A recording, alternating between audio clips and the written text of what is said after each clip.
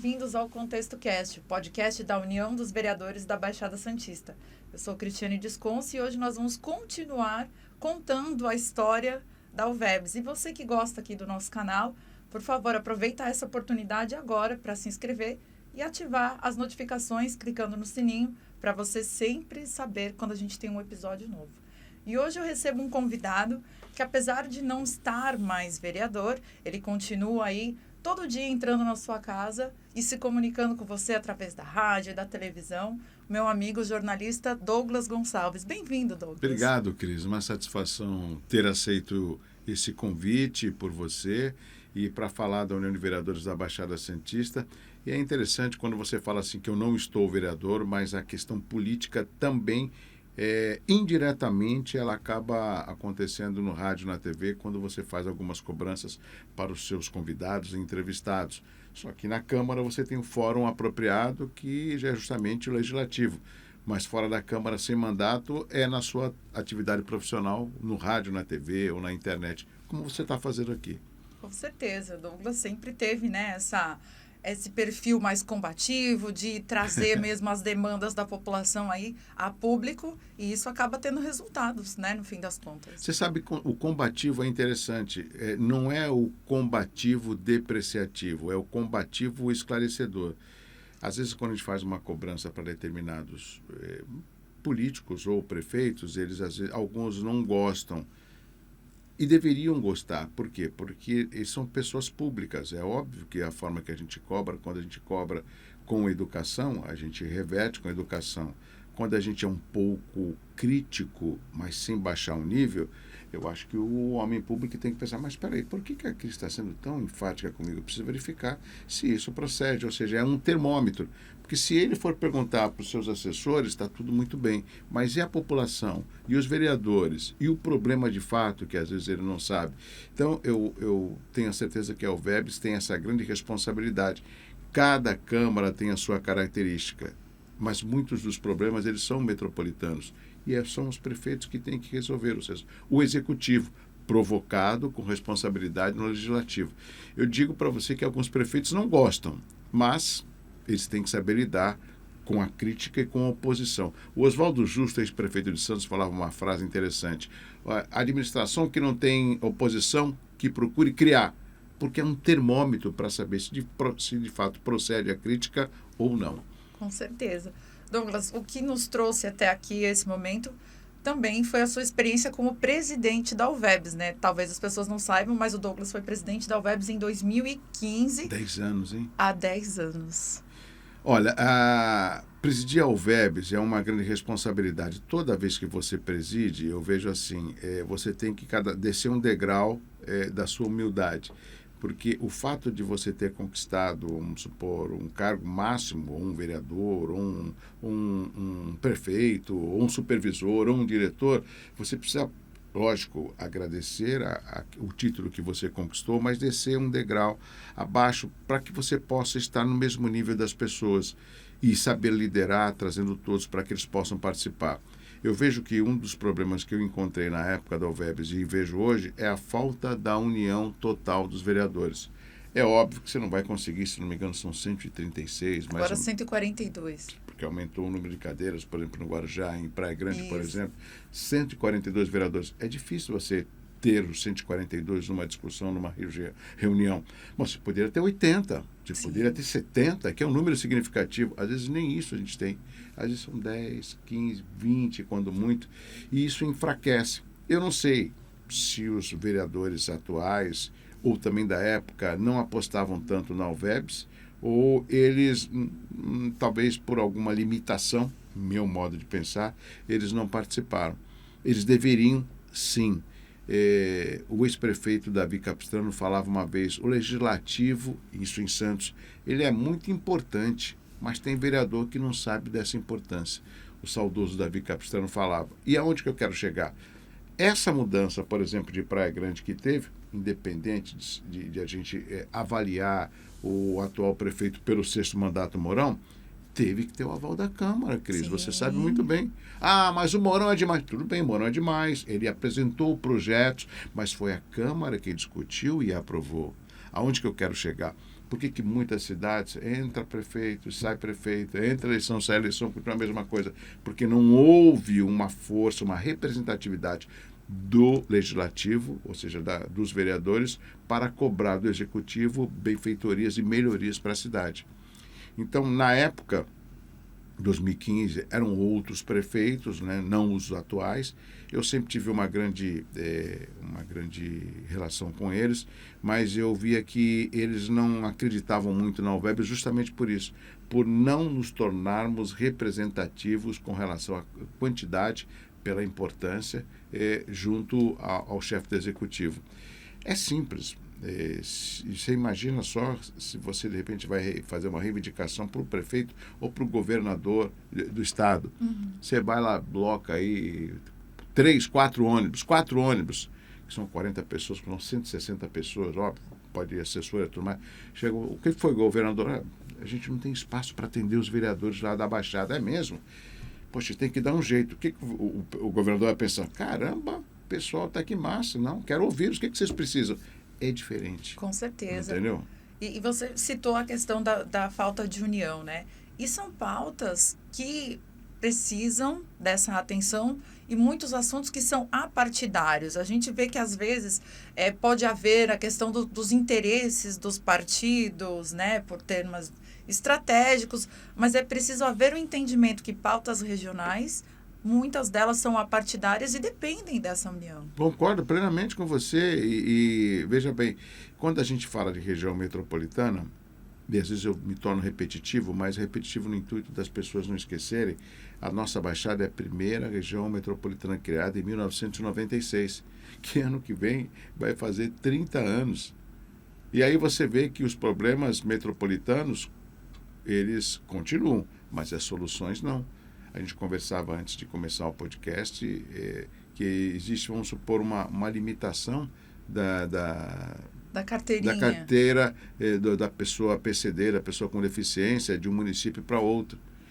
Conversava a semana retrasada com o Mário Lúcio, que é o presidente da Câmara de Guarujá. Ele mostrou o documento que eu esqueci, não até traria para você. Ou seja, ele perguntou para um órgão da Secretaria de Segurança Pública a respeito da retomada do IML de Guarujá. Nossa, importantíssimo. Aí eles mandaram que por enquanto não dá, porque nós não temos material humano, e isso não é possível neste ano. Olha só, Guarujá não tem um IML. Hoje você tem o ML funcionando de Santos, que parece que o de Praia Grande está para reforma. Estou falando do Instituto Médico Legal, que isso não é só quando, Deus o livre, alguma pessoa falece. Tem que fazer o exame de corpo de delito. Exato. A mulher foi agredida, tem que fazer lá o exame. Cadê? Não tem ML. Manda lá para Santos. Poxa, mas ela mora em Bertioga, é um pouco longe. Então, só para ter uma ideia, se os vereadores cobram, né, do governador ou do secretário de Segurança Pública para que haja esse IML funcionando em Praia Grande, em Santos, como está, e no Guarujá, e talvez em Itaim, isso acaba dando uma descentralizada melhor. Com certeza. E isto é ação política. Com certeza. Né? E essa questão do IML que você trouxe, eu me recordo muito bem que há uns 10 anos atrás também, quando fechou o IML de Praia Grande. Isso. E desde então nada foi feito. E se falava muito que na época da temporada também isso era um grande problema, por conta do trânsito, que mobilidade urbana também é um tema metropolitano. Você vai se lembrar muito bem, em agosto de 2014, teve aquele incidente que vitimou o presidenciável à época Eduardo Campos, que aquele avião caiu aqui no Boqueirão e acabou morrendo os 5 tripulantes e o piloto e copiloto. Foram 7 pessoas. Os corpos não ficaram aqui no ML, que era na entrada da cidade em Santos, foi para São Paulo, porque o sistema de refrigeração não estava funcionando. Poxa. Ali do lado do CT, logo na entrada da cidade. Agora tem um novo no Canal 6, por exemplo. Então, a gente percebe esses gargalos. A própria reforma do Palácio da Polícia, o pessoal do Sindicato dos Policiais Civis, eles desde 2015, há 10 anos, que entraram na Justiça, porque estava sem condição nenhuma o Palácio da Polícia. Resumindo, não terminou a obra ainda. 10 anos. Você vê o VLT aqui em Santos, a gente não tem uma data que ele vai funcionar. Começaram as obras em 2020. O próprio Eleuze, secretário estadual da Saúde, ele mesmo falou numa entrevista há um ano atrás, falou assim, eu não concordo muito com essa central de regulação de vagas, eu vou repensar 2025. Está terminando o ano, não acenou com uma possibilidade de isso ser revertido. Só mais um para terminar. O Hospital São José, que é a Santa Casa de São Vicente, está ali com mais de 100 leitos disponíveis, mas a prefeitura não consegue comprar serviço porque o São José está inadimplente, porque lá na época do Luca, antes do Márcio França, houve uma intervenção. E nessa intervenção houve vários funcionários que acabaram trabalhando pela prefeitura. Quando entrou o Márcio França em 97, ele acabou com a intervenção, só que ficou esse ônus trabalhista, que acabou gerando dívida. Então, o São José, como está inadimplente por causa da prefeitura de São Vicente, que não quita o que deve, não pode receber emenda parlamentar. Isso é onde quer São Vicente. Você viu que eu falei de Santos, eu falei de São Vicente, falei da região. E se não tiver essa força política, que lamentavelmente, aqui eu não tenho receio nenhum, eu não ouço ninguém da Câmara de São Vicente se movimentar. Eu vejo todo mundo quietinho. Pois é. Então tem algumas câmaras que elas não mostram para que veio. Não sei o porquê, não seria leviano de fazer pré-julgamento. Mas quando o vereador sabe a importância que o mandato dele tem em colaborar com a mudança da cidade, ele ganha politicamente. Talvez falta esse entendimento. E a UVEBS hoje, é o Cadu, que é o presidente, né, que Sim. é o vereador em Praia Grande, o Cadu tem essa grande responsabilidade com a diretoria e os vereadores da nossa região. Com certeza, são inúmeras oportunidades, né? Assunto não falta Lógico. E problemas da região tem aos montes, inclusive, como a gente falou, problemas antigos, né? Douglas, você acredita que a sua função aí como comunicador hoje também te faz ter essa noção do que está acontecendo na região e que talvez falte aos vereadores ter essa visão mais macro, que talvez eles estejam ali no dia a dia, naquela demanda mais pontual? Veja bem, o que o jornalista, e aqui eu coloco que eu estou no jornalismo desde 1986, então fiquei um período, inclusive 19 anos na TV Marca, a gente tinha uma opinião que discutia política, aquilo ali foi uma escola para mim. Depois, de 2008 até 2011, fiquei no Balanço Geral. Hoje eu estou na Rádio CBN de manhã e criei em 2013 o Hora Geral. Então, durante todo esse tempo, graças a Deus, eu estou sempre trabalhando com jornalismo e discutindo a região. Então, eu aprendi, eu entendi esses gargalos. Então, quando eu faço uma cobrança pontual, é com relação a um problema que até hoje nenhum dos representantes que passaram tiveram não é capacidade, eu não quero denegri-los, não tiveram vontade política para poder fazer história com relação aos seus mandatos.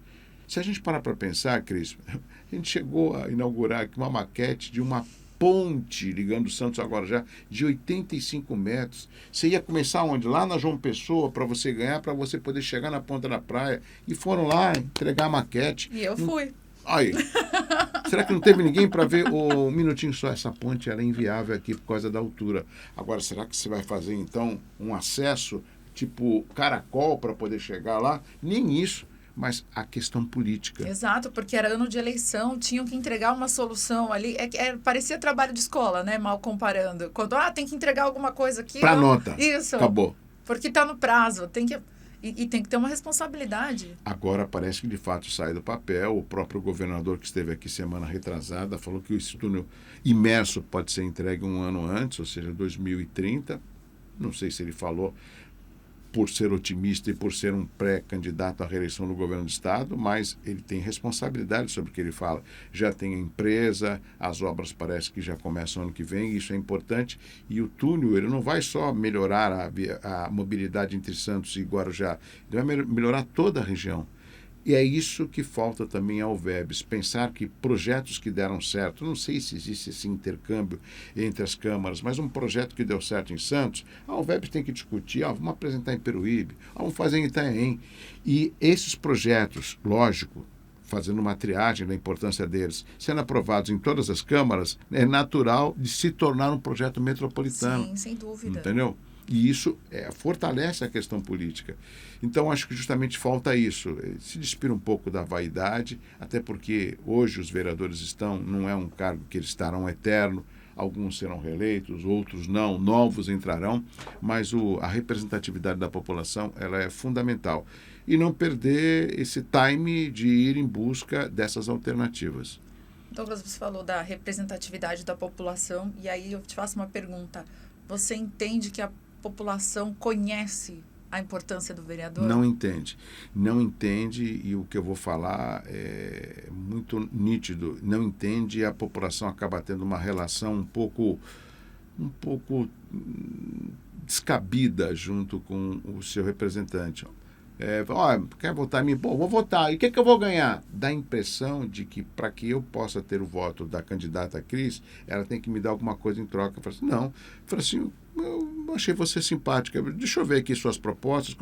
Eu vou analisar e depois eu vejo se você merece meu voto ou não. Tá bom? Tá bom, acabou. Então, eu quero saber quem é essa pessoa, o que ela fez, se ela tem capacidade. Cris, não é uma crítica, mas tem vereadores que não sabem nem ler um projeto de lei que não conseguiu ser elaborado por ele. Não vou citar por uma questão até de respeito. Tem vereador que faz um discurso inflamado lendo. Por que isso não pode acontecer? O senhor prefeito tem que olhar. Isso aqui é um absurdo. Peraí, mas você não vive na cidade, vereador? O senhor não conhece o problema? Então é o seguinte, o senhor vai representar, porque o senhor esteve lá, o senhor está comprovando, é um bairro que o senhor esteve lá, conversou com a população, ou seja, isso é natural. Então, se esse vereador tem a dificuldade de se expressar e às vezes não consegue nem ler aquilo que está escrito, como que ele vai interpretar o anseio da população dele? Difícil, né? Difícil. Então, veja bem, isso aí é uma observação que eu estou fazendo, real. Você tem todo mundo dentro da lei tem condição de se candidatar, mas tem que estar apto para poder defender o mandato que a população vai outorgar através do voto. Então, às vezes, a população ela tem muito esse negócio de condicional. Eu voto em você, o que eu vou ganhar? Eu voto em você, me arruma uma cesta básica. Eu voto em você, mas é o seguinte, eu quero R$50. Absurdo. E aí, olha só que perigo essa relação. Tá bom, isso é errado, eu estou explicando, isso não pode, isso é crime. Sim. Mas vamos...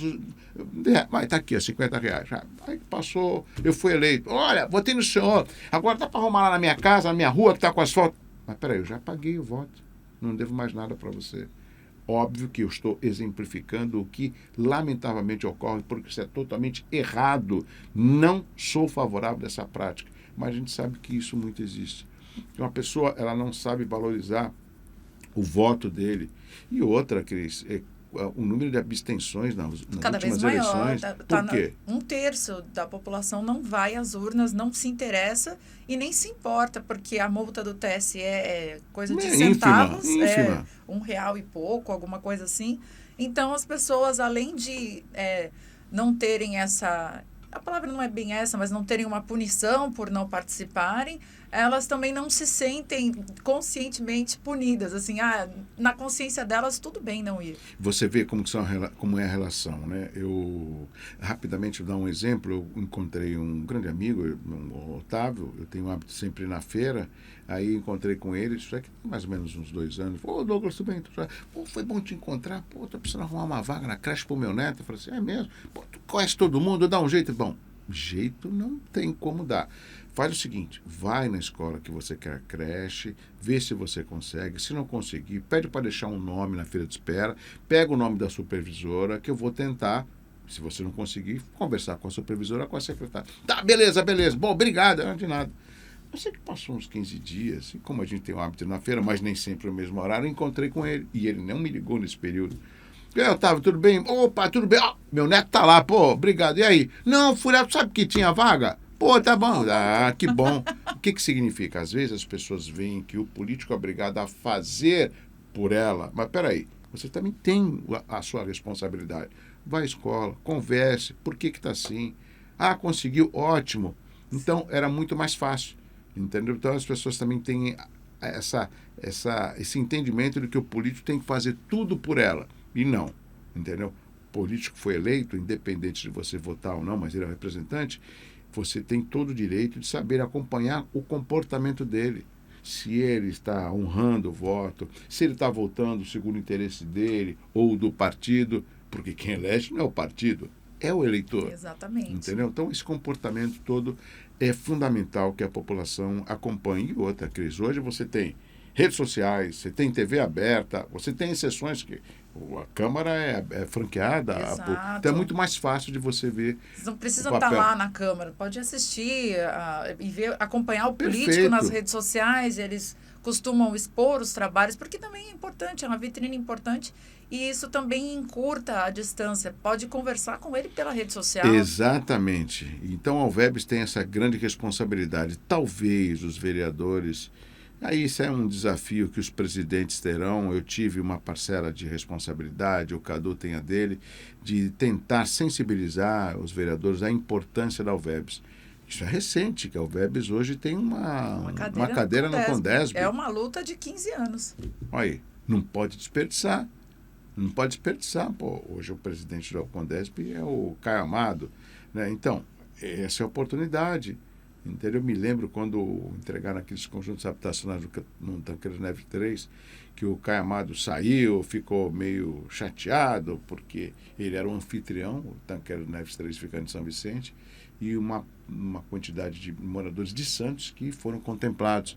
E ele ficou revoltado, porque, segundo ele, isso é fato, o orçamento de São Vicente é ínfimo, é pequeno se comparado ao de Santos.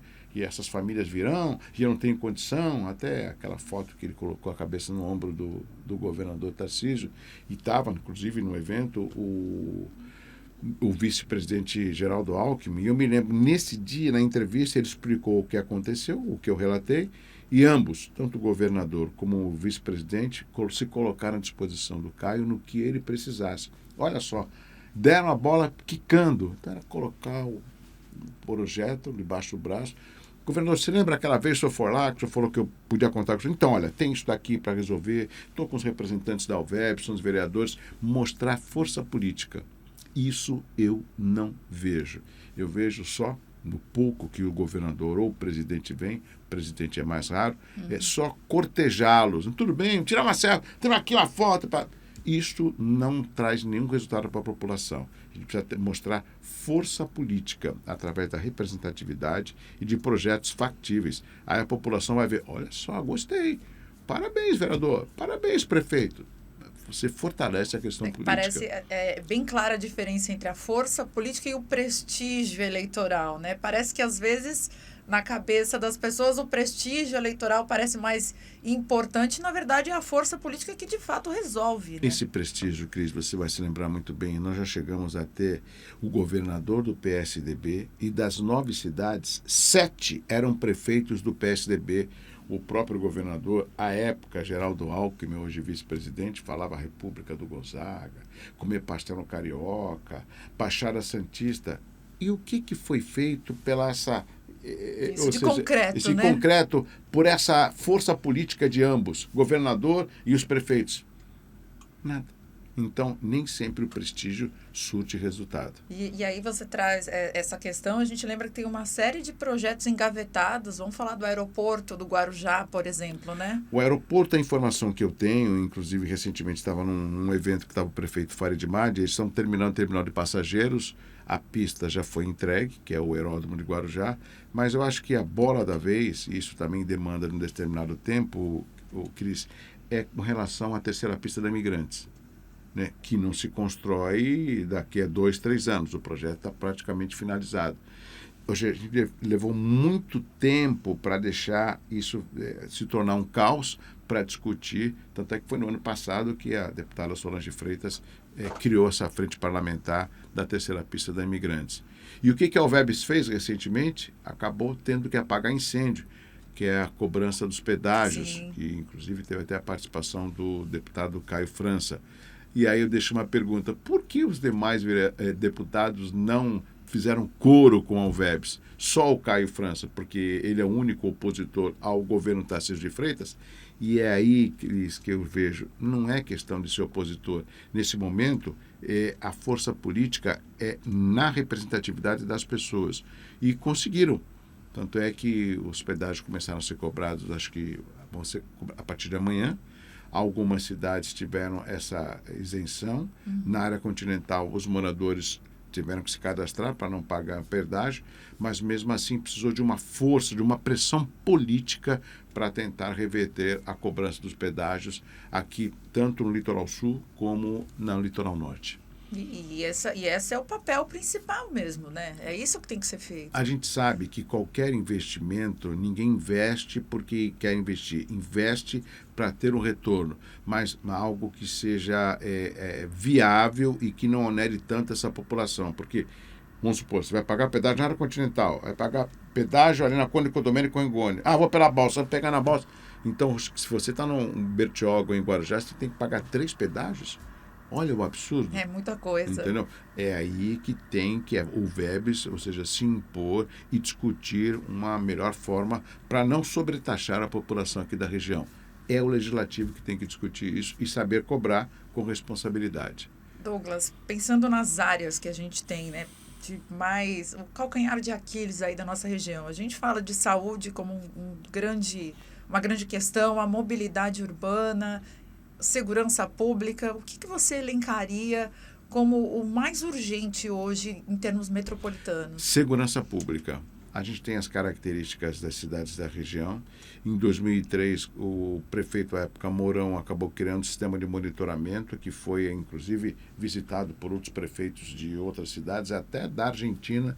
E a gente não vê, por exemplo, em pleno século XXI, 2025, um sistema de monitoramento metropolitano. Integrado, né? Integrado.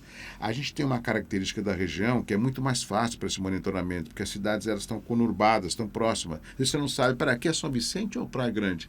Aqui é Mongaguá ou Itaim? Então é muito próximo, diferentemente da região metropolitana de Campinas. É Limeira ali, Jaguariúna é ali, Indaiatuba é ali, não são próximos. Mas a gente tem, e a saída, ou litoral norte, ou litoral sul, ou pelo norte, entendeu? Então você é fácil de monitorar.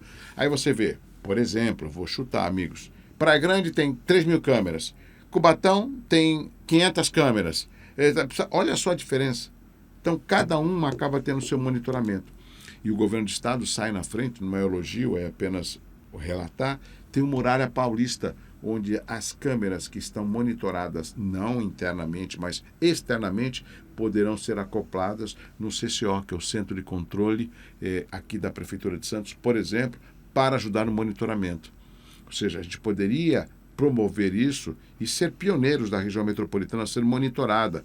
24 horas, você pega um rádio, você comunica, olha, o carro tal está saindo, está indo na balsa, então rapidamente você vai. Não, e com tanta tecnologia hoje de reconhecimento Drone facial, reconhecimento de placa, né? Isso é muito fácil, mas falta aquilo que você falou, a vontade política, né? Ou seja, discutir a importância do sistema de monitoramento. Eu vejo que a segurança, até porque as nossas características são características que a gente recebe turistas um ano todo e a gente precisa ter uma região segura, principalmente para quem mora e para os turistas. Essa, a meu ver, seria esse tema importante que os prefeitos poderiam se preocupar. Legal, Douglas, muito obrigada. Já acabou? Já, é meia horinha, gente. Caramba, rapidinho. que bom. Conta para o pessoal, quem quiser acompanhar você, continuar te vendo Perfeito. E falando com você, onde você está, que horas, vamos lá. Bom, das 9 ao meio-dia, na Rádio CBN Santos, a frequência 97.3, você pode assistir pelo YouTube, que é o @Rádio CBN Santos, ou através do site, que é cbnsantos.com.br, lá tem o link que você pode ouvir ao vivo, e às 18 horas, na TV Santa Cecília, o Hora Geral, das 18 às 18h30, que também nós retransmitimos no canal do YouTube do Santa Portal, ou da TV Santa Cecília, ou no facebook.com/Hora Geral. Tanto o Hora Geral como a CBN são programas que eu apresento de segunda a sexta-feira. E é óbvio, esses programas têm sempre canal de participação do nosso público telespectador internauta, e eu levo todas as correntes políticas. Isso é que é importante. Não tem essa de, não gosto de partido, não gosto. Não. Todas as correntes políticas participam. E aí essa é uma forma de a gente mostrar para o público o que cada um pensa, faz, justamente na representatividade do eleitor que o elegeu. Perfeito. Douglas, mais uma vez, obrigada. Obrigado, Cris. E a você que nos acompanhou até aqui, muito obrigada. Até a próxima.